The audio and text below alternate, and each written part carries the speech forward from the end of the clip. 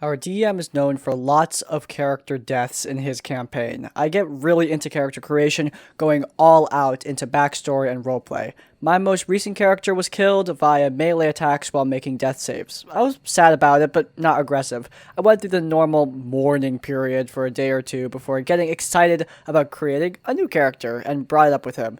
This is how our conversation went. You get to invest in your characters. What would you have me do? Create Bob the Villager who has no backstory, family, friends, or emotions? Yes. You can't be serious. I am. You're not really sad. You're just acting sad to punish me for killing your character. If you can't get it together, I won't DM for anyone anymore, and it will be your fault. I got the hell out of that campaign and relationship. Not only is this DM upset about the character having a personality, but he's upset at the real-life player for having emotions. I also like how the DM threatens to stop running games, and I'm just thinking, man, don't make threats if they're gonna make me happy.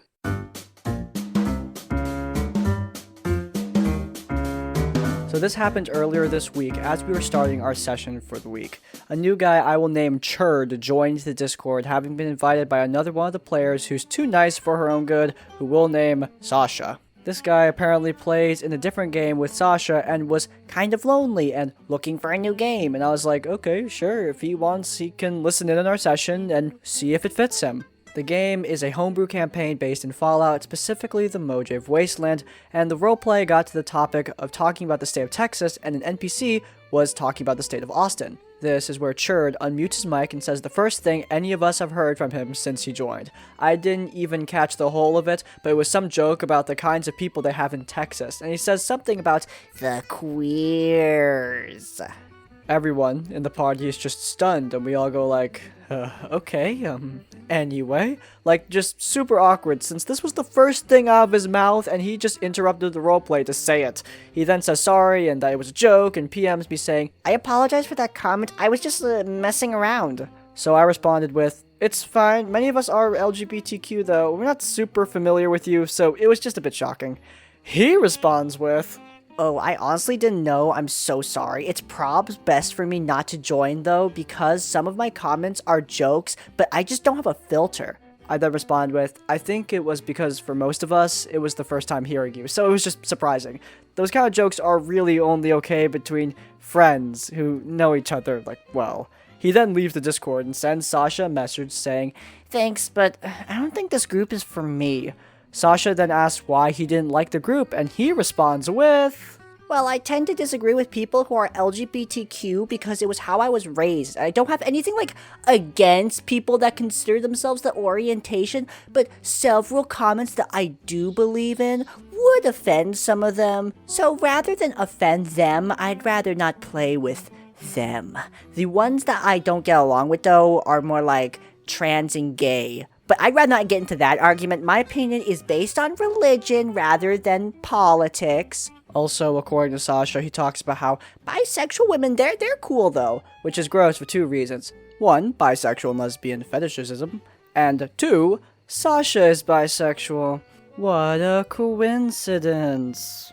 Apparently, he just justifies his weird behavior on the fact that he's autistic and doesn't understand social behaviors and cues, which is also a problem for numerous reasons. Being a person with autism isn't an excuse to be a weirdo creep, and it also perpetuates stereotypes that people with autism are all socially inept weirdos.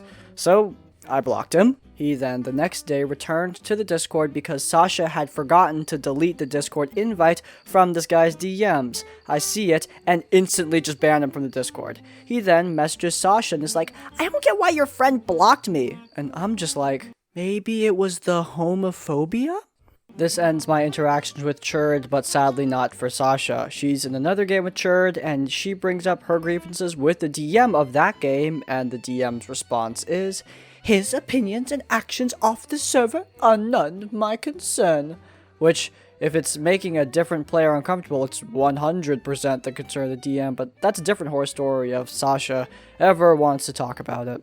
That whole scenario is just incredibly unfortunate, but as they say, the trash takes itself out, and that is certainly true in this scenario. I don't know what's worse, a homophobic rant or a homophobic quote-unquote intellectual argument. where they try to reasonably reason out why they disagree with your very existence. Both are pretty bad, but I think the latter is the more annoying. At least he had the decency to not join the game. That's something. We here at Crispy's Tavern don't get a lot of positive vibes in RPG horror stories, so, you know, we take what we can get. This was originally a question I asked in I Am the Asshole at the time because I wasn't sure if I had reacted incorrectly or correctly, but one of my players said I should also post it here because he thinks it could entertain you. English is not my first language, so sorry for errors. During the pandemic, I posted on Facebook in a D&D 3.5 group that I would be available as a DM for a round on Roll20. A few people got in touch, and in the end, we had a group of 5 players who could communicate well with each other. We all, including myself, had fun together and played a campaign for 7 months. 2 weeks ago was our session, and 2 players have since left my game accusing me of being homophobic. The situation. The group must liberate a city that is under a demonic influence. They found out that a tavern is run by a succubus in disguise. They confront the succubus and she casts Charm Monster, which can also hit players, on the ranger. The ranger player then tells me that her male character is gay and therefore cannot be charmed by the succubus. I apologize if I miscommunicate something. I explained that the succubus casts the Charm Monster spell. No special ability that only affects the opposite sex or sexual orientation of characters. The spell works for everyone. I didn't say anything about sexual attraction. I just said that the ranger wants to protect the succubus and the tavern. I never even used the word seduced. She then says that it'll be okay then. The group eventually defeats the succubus, and there are no serious injuries or deaths among the group. But the ranger player is very quiet for the rest of the evening. I ask her after the session is over if she wants to talk about the situation again, and she just ends the call? The next day, I get a message from her and her friend that I don't respect her and her sexual orientation. I didn't even know what her sexual orientation was up until that point because it's none of my business, and that's why she's going to be leaving the group. I still feel like I did nothing wrong since we were playing a game and within these rules the monster succubus has the spell Charm Monster, which allows it to charm others. The spell is gender and orientation independent. If it had been a special ability of the succubus that clearly referred to the opposite sex or anyone who might find them attractive, I would have agreed with the ranger, but I don't see it as my fault. The nice people at r/amItheasshole gave me a lot of good arguments and solutions on how I can convince Ranger that I didn't mean it that way. So I tried to bring it up with her and her girlfriend. Yes, I learned that the other player, her friend that left, was also her girlfriend. Yeah, anyway, I sent them a message and asked them if they want to get back in the group. Sometime later, I got Ranger's answer. I saw your post on Reddit. Thanks for pillaring us. I'll let the others know. You'll never lead a group again. The other players said that they would continue playing. Yeah, this is not the OP's fault. If the OP had said that the succubus is seducing the character, or the succubus is tempting you away from the party with some sort of sexual implication, yeah, that would be bad. That would be rough. But the succubus is just using Charm Person. I actually get pretty annoyed when people assume that Charm Person is some sort of seduction spell, because that's not what it is. It does not say that in the description of the spell, and it specifically is not doing that. Charm Person is called that for a reason.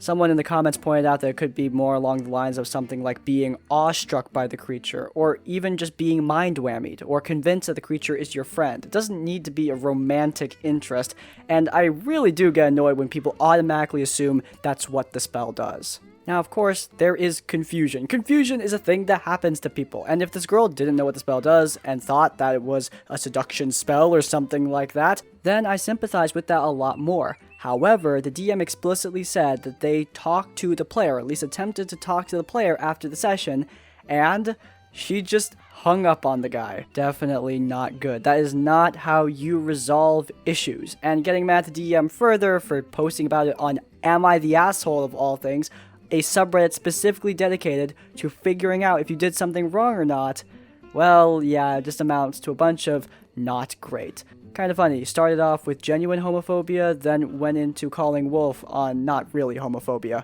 Interesting. So this is a post about something that happened yesterday. A new player I will call Scammer joined my Sunday campaign and seemed like a decent player and took to character creation pretty quickly. I talked to Scammer for a bit in voice chat and they seemed pretty alright. Oftentimes, a few of us players would gather in the voice chat a bit before the game to hang out and chat. One of my long-term players, I will call Ace, joined the call and opened conversation with, "Ugh, I hate people. People suck." He then goes into detail about how somebody he met on Grindr, who seemed pretty cool and genuine, ended up being a scammer and tried to scam Ace out of a bunch of money. Me and Ace then talked about how crappy of a person you have to be to willingly scam people. This is when Scammer PMs me asking if Ace is in the game. When I tell him he's a longtime player, Scammer says he's gonna leave the game as Ace is, quote, too whiny. I tell him that we're just chatting and that Ace is a longtime player. He's able to easily not let that stuff enter the table. But Scammer follows up with, I disagree with Ace, and that drama wouldn't help anything. And then he leaves. I was confused as to what he could possibly disagree with Ace over. That he was gay? That he didn't like scammers? And that's when I noticed it. This campaign was a pay-to-play campaign I was running, so players had to give me their emails for PayPal invoices, and while I'm obviously not going to expose his email, the individual/company I had sent the game fee to on PayPal was listed as YL Essential Oils, also known as Young Living Essential Oils. It was a multi-level marketing scheme with numerous lawsuits and safety violations and FDA reports. Ace had successfully scared off a scammer and possibly a homophobe by complaining about his love life. So, bullet dodged. Once again, a great example of trash taking itself out. There is not much more to say here, but if you do see company emails like that, I usually just take 5 minutes to just look into what company this person is a part of. Usually, it means nothing. It probably is going to be fine, but it never helps to just do a little bit of Google research. Just take 5 minutes out of your day, copy paste, see if you can find anything on this email address, this company that your player or DM is associated with. Check if they're all right. It doesn't help just to take a little bit of time out of your day to do that research, and lucky for OP, they did. This happened when I was just starting college. I've never been a social person, and making friends has always been hard on me, so one of my objectives was to find a group of like-minded people, aka nerds, to join alongside. This happened rather sooner than expected, and before I knew it, I was hanging out with a group of 4. King, Queen, Jack, and myself. King had a background as a longtime role-playing veteran and an overall fantasy nerd with a particular fixation on Tolkien. Queen was a metalhead with a thing for Vikings and Norse mythology, while Jack was an older guy who enjoyed poetry and the theatrical arts. I, for my part, had some experience playing vampire and werewolf, and enjoyed role-playing in video games, especially MMOs, but wasn't familiar with D&D at all. Despite the fact we hung out together in classes and in between them, we really didn't know much about each other.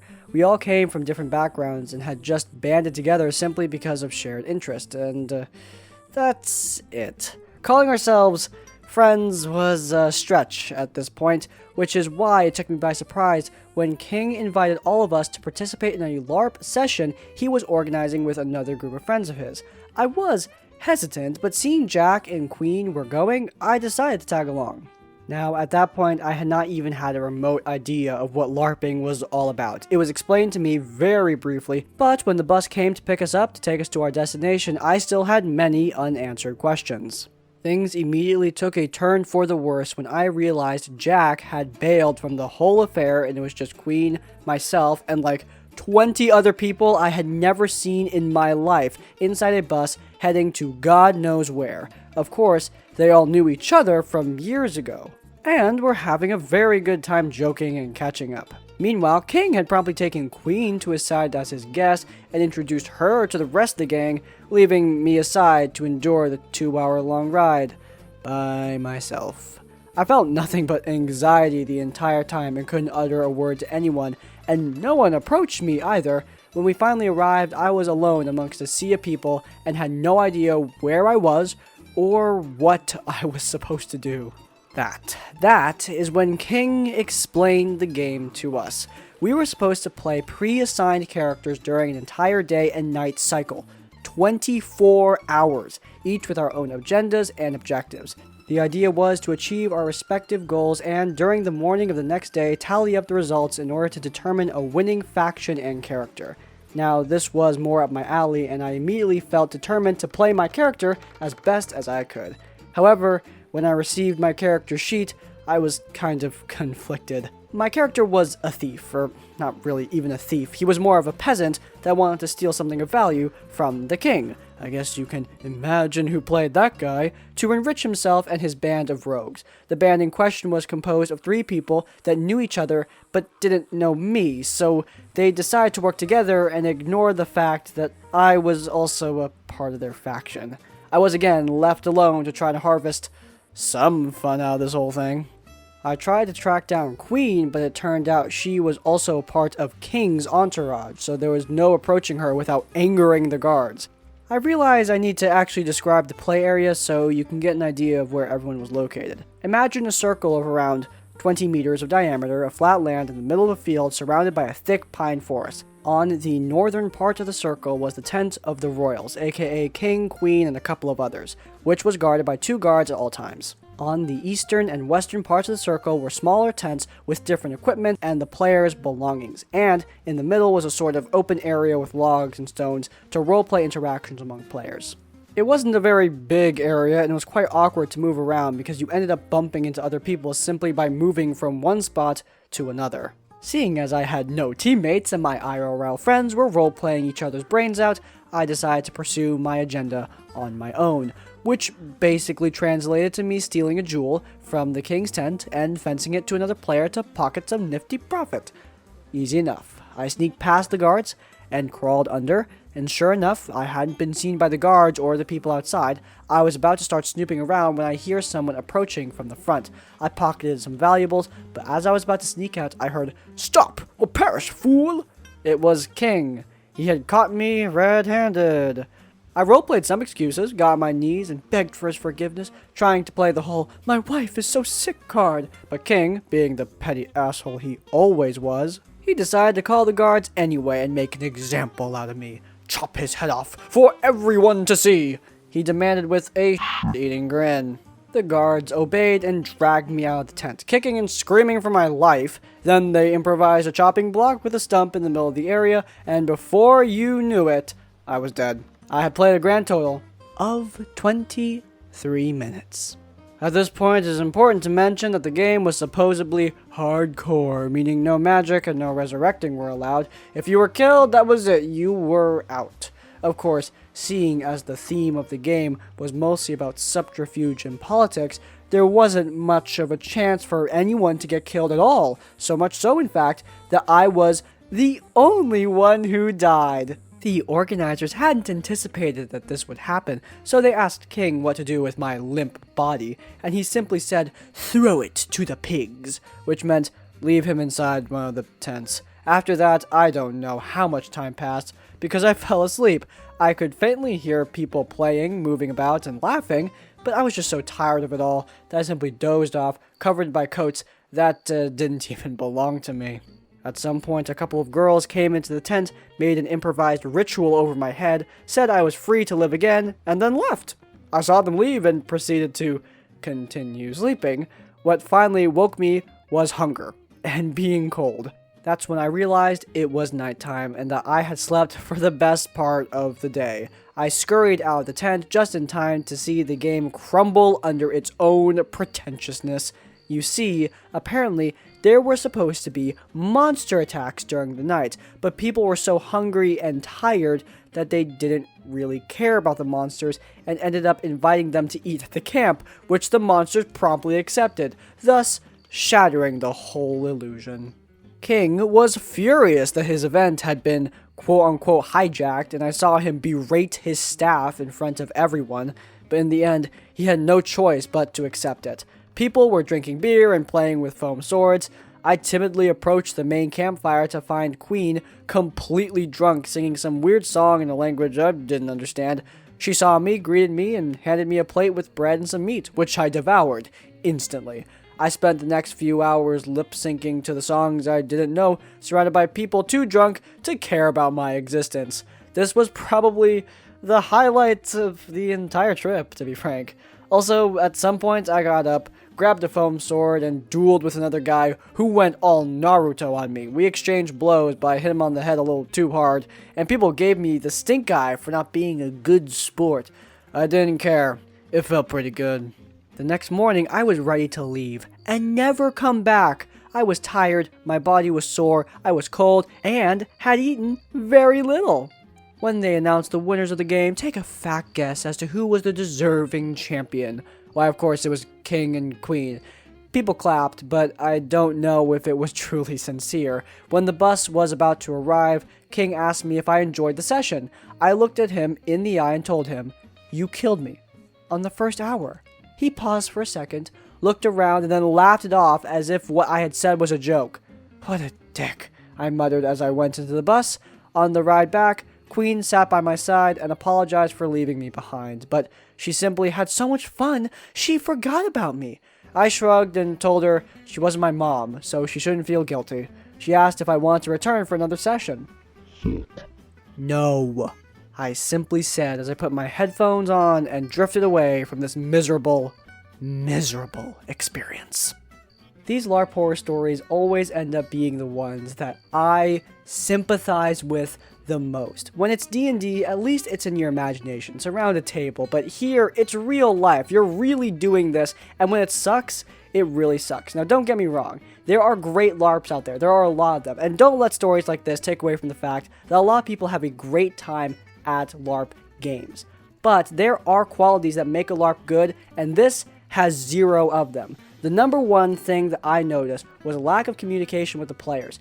The best LARPs I see either let someone just make their own character or work closely with the player to make a character together so they fit in the story. Both methods are great, and neither are what the King did, just assigning a character without any idea of what the player probably wanted. Also, a lot of great LARPs have chat groups set up before the game, so people can get to know each other so that when you arrive at the game, people know who they're role-playing with. And, most importantly, in a good LARP, comfort does not fall under immersion in terms of priorities. People should be comfortable and having fun. That's the point of doing this. Overall, yeah, not very good. And that is going to be all for today. If you guys enjoyed this episode of RPG Horror Stories, then please do leave a like. If you want to see more of my content, then please do check out Campaign Diary, where we go over the story of my D&D campaign. And while you're there, subscribe to Crispy's Tavern to get more of our content right as it comes out. And finally, if you want to leave your own stories or thoughts, go down into the comments down below. If you can't think of a comment, leave the comment "worst LARP" to let me know you made it to the end of the video. In essence, like, comment, subscribe. I will see you all next time. Farewell.